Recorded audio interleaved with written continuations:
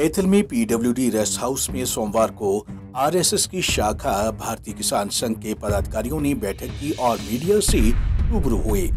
इस दौरान भारतीय किसान संघ पदाधिकारियों ने मुख्यमंत्री के प्रति अपनी नाराजगी जाहिर करते हुए कहा कि डीजल के दाम लगातार बढ़ रहे हैं, जिससे खेती करना महंगा होता जा रहा है, परंतु मुख्यमंत्री इस ओर कोई ध्यान नहीं दे रहे, किसानों की अनदेखी कर रहे हैं।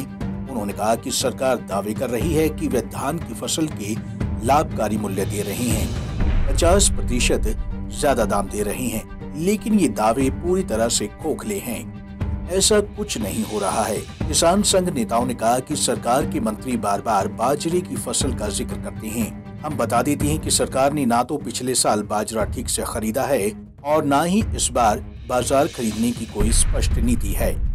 किसान नेताओं ने लंबित बिजली कनेक्शन का मुद्दा भी उठाया। वर्तमान केंद्र सरकार भी, राज्य सरकारें भी कह रही है कि हम लाभकारी मूल्य दे रहे हैं, 50% अधिक मूल्य दे रहे हैं, लेकिन नहीं, C2 के तहत कोई मूल्य के प्रति कोई योजना नहीं। सरकार इसमें भी किसानों को गुमराह कर रही है। और बाजरे की खरीद, पिछली बार भी बाजरा नहीं खरीदा गया और अब भी किसान उसके बारे में कोई स्पष्ट नीति नहीं बना रही। इसलिए भारतीय किसान संघ कुछ बिंदुओं को लेकर आलोचना करता है हरियाणा सरकार की, केंद्र सरकार की, और ये भी बताना चाहता है कि बिजली के कनेक्शन 2014 से लेकर अब तक न्यू के न्यू पेंडिंग पड़े। किसानों से दुनिया भर का पैसा सरकार ने जमा करवा लिया और फिर भी आज कंपनी के बहाने बना रही है, अभी कंपनी काम नहीं कर रही और आगामी सीजन जा रहा है, तो ये भी आलोचना का विषय है। और गन्ने की पेमेंट 418 रुपये, सहकारी शुगर मिलों की गन्ने की पेमेंट 418 करोड़ रुपए पेमेंट पड़ी है, पेंडिंग है, और किसानों को 25 मार्च के बाद आज तक नहीं मिली। ये भी बड़े दुख का विषय है। वहीं किसान आंदोलन को लेकर भारतीय किसान संघ के नेताओं ने कहा कि किसान आंदोलन शांतिपूर्ण तरीके से चल रहा है और किसान अपनी जायज मांगों के लिए आंदोलन कर रहे हैं, परंतु हरियाणा के मुख्यमंत्री उनके ऊपर बिल्कुल भी संवेदनशील नहीं है।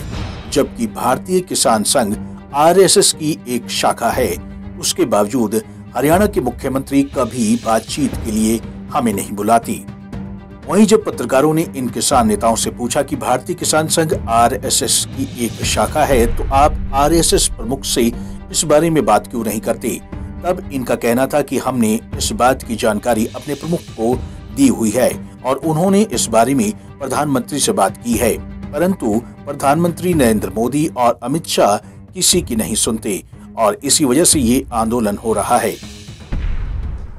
आरएसएस के लोगों ने भी, माननीय भागवत जी ने भी प्रधानमंत्री जी को बातों बातों में संकेत किया। हमारे पिछले वर्ष कार्यालय के उद्घाटन पर आए हुए थे, लेकिन नरेंद्र मोदी जी और अमित शाह जी किसी की नहीं सुन रहे। इसी कारण से ये आंदोलन हो रहा है। और रही बात, आज तक भारतीय किसान संघ, क्योंकि व्यवस्थित संगठन है, पूरे राष्ट्र में बहुत बड़ा संगठन है, इसको किसी बिंदु पे नहीं बुलाते। क्यों नहीं बुलाते?